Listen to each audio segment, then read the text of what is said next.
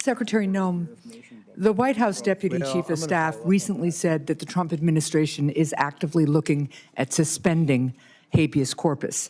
Last week, you were asked about this, and I want to clarify your position because it's obviously really important to get this right. So, Secretary Noem, what is habeas corpus? Well, habeas corpus is a constitutional right that the president has to be able to remove people from this country and suspend their right to. Let me stop you, ma'am. Habeas corpus, excuse me, that's incorrect. President Lincoln used it. Excuse me. Habeas corpus is the legal principle that requires that the government provide a public reason for detaining and imprisoning people. If not for that protection, the government could simply arrest people, including American citizens, and hold them indefinitely for no reason. Habeas corpus is the foundational right that separates free societies like America from police states like North Korea. As a senator from the live free or die state, this matters a lot to me and my constituents and to all Americans. So, Secretary Noem, do you support the core protection that habeas corpus provides, that the government must provide a public reason in order to detain and imprison someone? Yeah, I support habeas corpus. I also recognize that the President of the United States has the authority under the Constitution to decide if it should be suspended or not. It has never Let us be clear, though, that this president... It has never been done without approval of Congress. Even Abraham Lincoln got retroactive approval from Congress. So I have been asking executive branch nominees a simple question over the past few months. If the president orders them to break the law, I've been asking, will you follow the law or follow the order? I want to ask you a more specific question here. If the president tries to suspend habeas corpus and a federal court reverses the president's order, will you comply with the court order and uphold habeas corpus, or will you follow the president's directive? We are following all federal court orders and are complying with that, as is the president, and every decision that I make as well. That is obviously not true for anybody who reads the news. There are federal court orders right now, including returning somebody who was deported mistakenly. But to be clear, this is about a fundamental legal right that ensures that we live in a free society instead of a police state that would have a sham legal system like Russia or North Korea. So I'm glad that you have now committed to following court orders. I'm glad you believe in the basic freedom for Americans if ordered to do so by a court. And again, I want just to make clear that it is critically important that even if the president tries to suspend the right of people to know why they've been detained or imprisoned, if a federal court reverses that order, that you will follow that order. And I hope all members of the administration will, because it's obviously critical that some of the people, for instance, who've been deported by mistake, who didn't get due process, be returned in compliance with court orders. So now, let's move on to another issue. International criminal organizations target Americans with sophisticated cyber crime, including elaborate scams that robbed Americans of billions of dollars, with seniors in the United States losing $5 billion to scammers in 2024 alone. As artificial intelligence improves, so does the ability of criminals to deceive and defraud Americans. With this new technology, criminals can impersonate loved ones, develop advanced malware, or make more convincing phishing messages. How is DHS working to identify trends in illegal activity and ensure that new AI systems have safeguards in place to prevent their use in criminal activity? Yes, we are working extensively through CISA, but in all of our agencies to make sure that we're going after these criminal, nefarious actors. I would say partnering with private industry is critically important so that we have the insight that we need to really understand the tactics that they use and the advancements in software. The AI ability that they have to adjust and to supersede some of our systems is incredible. And so investing in those systems is important, but also having the knowledge and bringing everybody to the table and breaking down the silos between our agencies and our intelligence agencies is important, so we all have the information that we need to get. Well, and that gets me to one final point and question here, because Senator Peters began to ask about it. There's been recent reporting that indicates that the Chinese government installed remote access to Chinese-made power inverters in the U.S., raising concerns that the Chinese government could try to disable parts of our power grid. And you made a comment following up on Senator Peters' question about the importance of not only working with private industry on this issue, as you would also want to work on AI, but also on working with state and local governments on cybersecurity. And can you just talk to me a little bit about how DHS is partnering with state and local governments right now on cyber? Well, that's one of the core critical missions of CISA, is to help those state and local governments harden their systems. We're extremely vulnerable by our weakest link.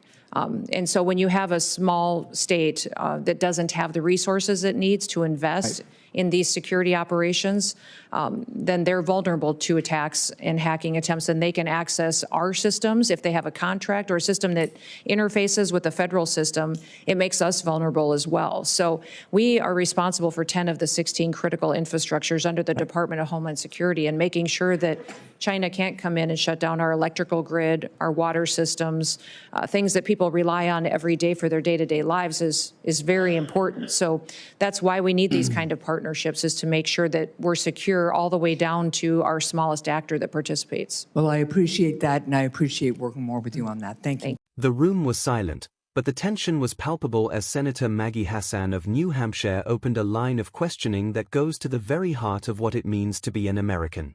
We are looking at a transcript from the Senate Homeland Security Committee, where DHS Secretary Kristi Noem was asked to clarify a position that has sent shockwaves through legal circles: the potential suspension of habeas corpus. To understand why this exchange is so critical, we have to look at the definition. When Senator Hassan asked, "What is habeas corpus?" the response from the Secretary of Homeland Security was startling. She characterized it as a constitutional right that the president has to remove people. This was a fundamental error. As Senator Hassan immediately clarified, habeas corpus is not a power given to the president, it is a protection for the people. It is the legal principle that requires the government to provide a valid, public reason for detaining anyone.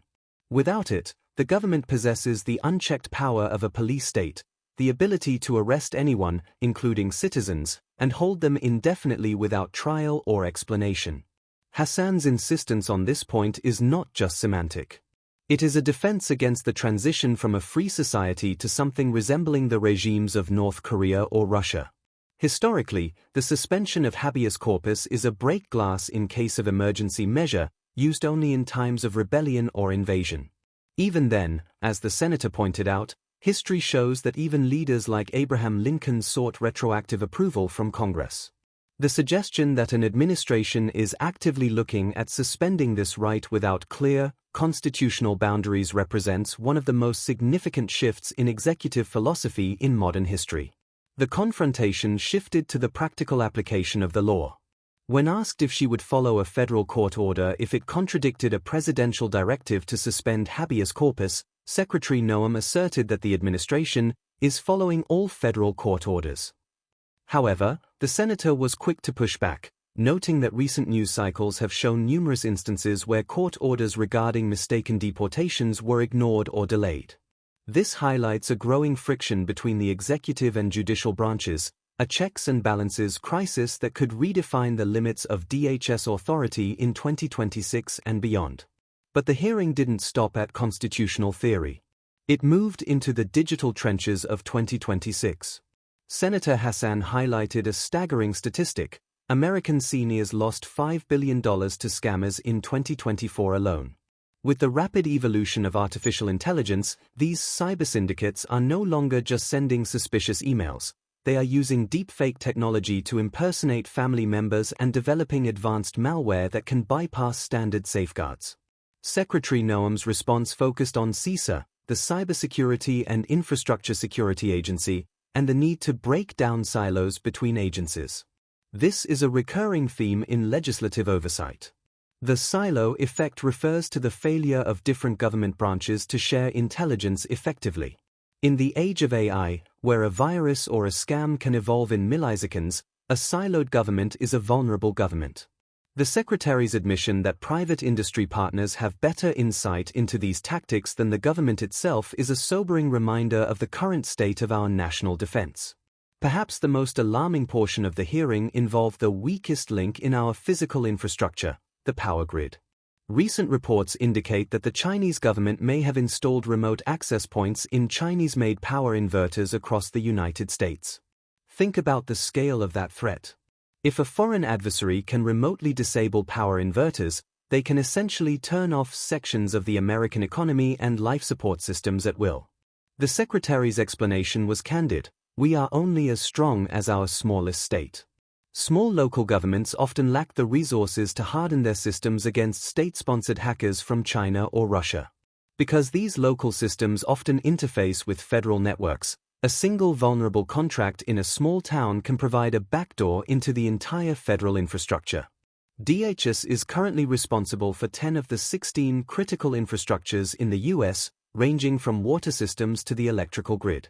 The shift we are seeing in 2026 is a move away from centralized defense toward a partnership model, where the federal government must provide the shield for local actors who are on the front lines of this invisible war. What we witnessed in this hearing was a dual-front battle. On one side, the struggle to maintain the ancient, foundational legal rights that keep us a free people. On the other, the desperate scramble to update our laws and infrastructure to survive a century defined by AI and global cyber warfare. Senator Hassan's questioning reminds us that transparency isn't just about catching mistakes, it's about ensuring that as the world changes, our fundamental commitment to the law remains unshakable. As we move forward into mid-2026, the question remains, can the Department of Homeland Security balance the hard power required to stop Chinese cyber incursions with the soft power of constitutional restraint? The answers provided in this hearing suggest that the path forward is fraught with legal and technical minefields that will require constant, vigilant oversight from both Congress and the public. This has been an analysis for Capital Oversight. If you found this breakdown helpful, please ensure you are subscribed for more deep-dive educational commentary on the legislative sessions that shape our world. Knowledge is the first line of defense.